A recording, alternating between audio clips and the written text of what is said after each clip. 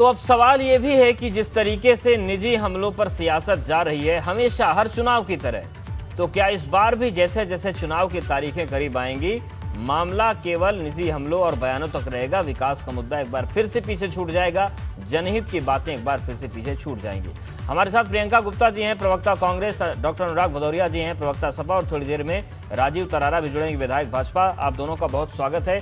और अनुराग जी, आपके पास ही पहले आ रहे हैं, ये जो कार्टून के जरिए आप पर, आपकी पार्टी पर निशाना साधा गया, आपके नेता पर निशाना साधा गया है, ये क्या वो धारा शुरू हो गई है कि अब निजी हमले होंगे और धीरे धीरे असल मुद्दे पीछे छूटेंगे? देखिए, दरअसल में जब अब लगता है कि भारतीय जनता पार्टी को हार का डर इस कदर सताने लगा है कि ओछी घटिया इस तरह ही राजनीति को तराई। लेकिन उत्तर प्रदेश की जनता सब देख रही है कि भारतीय जनता पार्टी का जो घमंडी चेहरा है, जो तानाशाह चेहरा है, जो असंस्कारिक चेहरा है, इसको 2022 में बदल देगी और इसको उठा के धरातल पे फेंक देगी। तो उसको एहसास होगा कि उत्तर प्रदेश के अंदर में जो जनता है वो संस्कारिक और बाईसाइकिल की सरकार होगी। ये जो डर ना होता तो ये असली मुद्दों से ध्यान भटकाने के लिए इस तरह की राजनीति कर रहे हैं। तो आप जनता भी जानती है कि भारतीय जनता पार्टी ने उत्तर प्रदेश के अंदर कोई काम तो किया नहीं है, तो ध्यान भटकाने से कुछ नहीं होगा। या इस तरह की जो घटिया हरकतें कर रहे हैं और जनता भी उनको इसी तरह का कार्टून बना देगी, जनता उनको हरा के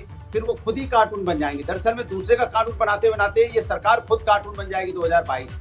इसलिए उत्तर प्रदेश की जनता ने देखा है कि गोरखपुर में किस तरह से मनीष गुप्ता को पुलिस वालों ने पीट के मार डाला, उसके बाद उसको छुपाने की कोशिश की, 24 घंटे तक कोई एफआईआर नहीं की और उनके डीएम एसपी वहाँ कानून व्यवस्था, तो भाई इनका काम है कानून व्यवस्था को वहाँ पे बनाए रखना, तो खुद ही कह रहे हैं कानून व्यवस्था पे विश्वास मत करो और कोई एफआईआर मत करो। ऐसी रफा दफा करते हैं जो लोग कानून के रखवाले, डीएमएस को वही कानून को नहीं मान रहे, वही कानून पे उनको विश्वास नहीं है, वही कह रहे हैं कि कानून में आपका कानून पे एक्टिंग मत करो, एफआईआर मत करो, यहाँ पे न्यायालय में पेंडिंग बना रहेगा। तो सोचो उत्तर प्रदेश के अंदर क्या हालत होगी अगर समाजवादी लोग नहीं आते रोड पे, अगर समाजवादी पार्टी के राष्ट्रीय अध्यक्ष नहीं पहुंचते कानपुर, तो उत्तर प्रदेश के मुख्यमंत्री का सीएम जैसे ही उनको लगा कि राष्ट्रीय अध्यक्ष जी कानपुर पहुंच गए हैं और समाजवादी मदद कर देगी, तो उन्होंने उनके अधिकारियों ने कहा मुख्यमंत्री जी समाजवादी पार्टी के राष्ट्रीय अध्यक्ष कानपुर पहुंच गए, उसमें उनकी बहन की मदद होने जा रही, तो उन्होंने कहा जल्दी लाओ, मेरा हेलीकॉप्टर का पंखा तेज करो, स्पीड बढ़ाओ उसकी, मुझे 10-20 मिनट की जगह 10 मिनट में पहुंचना है, स्पीड कितनी जल्दी करो कि मैं कानपुर पहुंच जाऊं। अगर ये समाजवादी लोग नहीं पहुंचते तो बहन को न्याय नहीं। ठीक है, मुद्दों की बात हो और नौकरी दो, व्यक्तिगत हमले क्यों हो रहे हैं ये सवाल है। प्रियंका गुप्ता जी, आपकी पार्टी पर भी बार बार सियासी वार हो रहे हैं, हालांकि सभी एक दूसरे पर निजी हमले करते हैं जहां भी चुनाव आता है, तो क्या ये राजनीति की एक ऐसी राह है जिसको अभी बदलने में बहुत वक्त लगेगा सियासत को? देखिए अवधेश जी, ये कितना भी भाग ले मुद्दों से, पर हम इन्हें भागने नहीं देंगे। हमने अभी प्रतिज्ञा यात्रा प्लान की है जिसकी शुरुआत हम वाराणसी से करने जा रहे हैं। माननीय प्रियंका गांधी जी उसको संबोधित कर रही है, जितनी भी जनमानस वहां पे इकट्ठा हो, इलाकों की इकट्ठा हो। लेकिन एक बात तो क्लियर है कि हम इन्हें मुद्दों से भटकने नहीं देंगे। जितने भी मुद्दे हैं, बनारस आपने देखा होगा कि जिस तरह से बनारस चूज किया गया है, सबसे पहले जो रैली स्टार्ट की, तो बनारस क्यों? क्योंकि डबल इंजन की सरकार है और कहते चले आ रहे हैं कि डबल इंजन की सरकार है और विकास की गंगा बह गई है। तो हमें पूछना होगा ना कि कहाँ से विकास की गंगा बह गई? क्या बनारस प्लूटो बन गया? क्या वहाँ पे जो है कोयले का उद्योग, पीतल का उद्योग, बनारस का उद्योग जो ठप पड़ा हुआ है उसमें जान आ गई है? पूछना चाहेंगे कि जो गंगा में लाशें बह रही थी उसकी जिम्मेदारी किसकी है?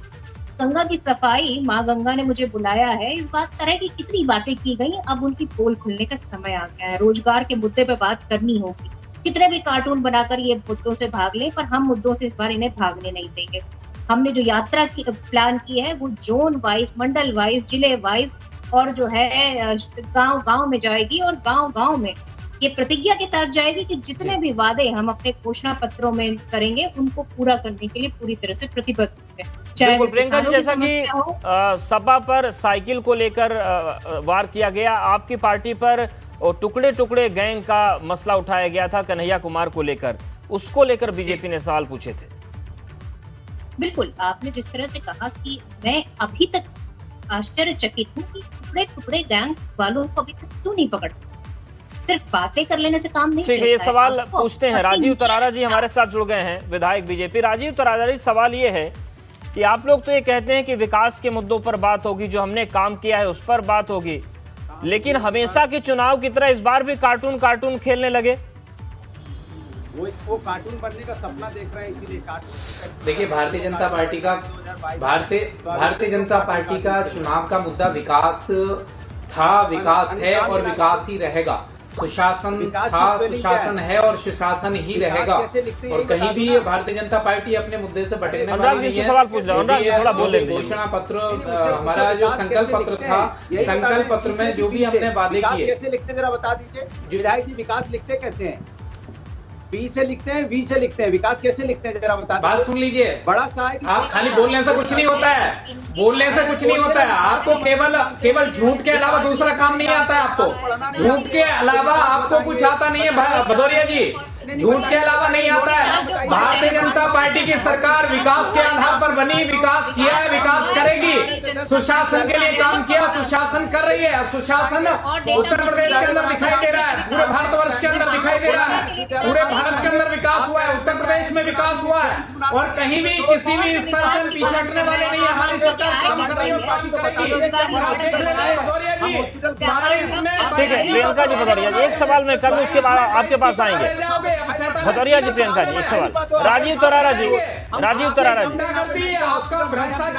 डॉक्टर अनुराग भदौरिया जी, थोड़ा सा शांत हो जाइए, वरना सब बोलेंगे तो कुछ सुनाई नहीं पड़ेगा, पूरा समय खराब हो जाएगा रोज की तरह।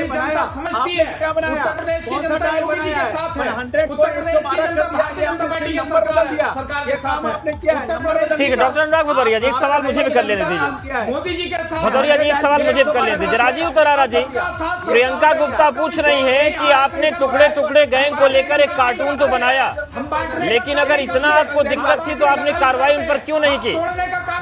राजीव तरारा जी, टुकड़े टुकड़े गैंग पर आप लोग कार्टून बनाते हैं, पर वो कार्रवाई क्यों नहीं की उन पर आपने? माहौल आपने उत्तर प्रदेश के अंदर पैदा किए। योगी जी के राज में किसी भी गुंडे को, किसी भी माफिया को, किसी भी भ्रष्टाचारी को बख्शा नहीं गया। सुशासन के आधार पर सरकार चल रही है। सब साथ बोलेंगे तो कोई फायदा नहीं डिबेट का, सभी लोग साथ में बोल रहे हैं। प्रियंका जी आपके पास आ रहे हैं।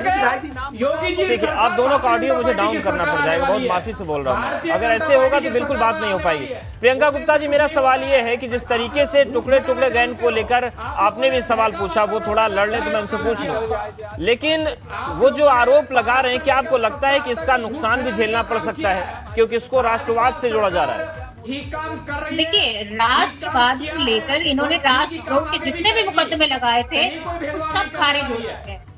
आप देखिए कि इनकी जो मंशा है वो आम आदमी को परेशान करने की है। अगर कोई भी जुबान खोल रहा है, मिड डे मील को लेकर भी अगर कोई बात कर रहा है, ये उसको भी जेल में डालने के लिए तैयार है। इनकी हकीकत अब सबके सामने आ गई। आप देखिए कि इन्होंने मिड डे मील जो स्कीम थी उसका नाम बदल कर रख दिया है कि प्रधानमंत्री पोषण स्कीम।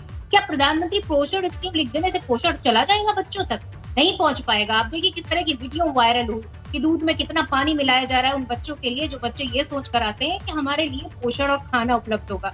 तो हकीकत आज सबके सामने है। कितने भी कार्टून ये बना ले और कितना भी टुकड़े टुकड़े गैंग कर ले, पर अब जनता इनको समझ चुकी है कि इनका आधार क्या है। आप देखिए किस तरह से भ्रष्टाचार उत्तर प्रदेश में बढ़ चुका है, किस तरह से किसान सड़कों पर है अपनी समस्याओं को लेकर।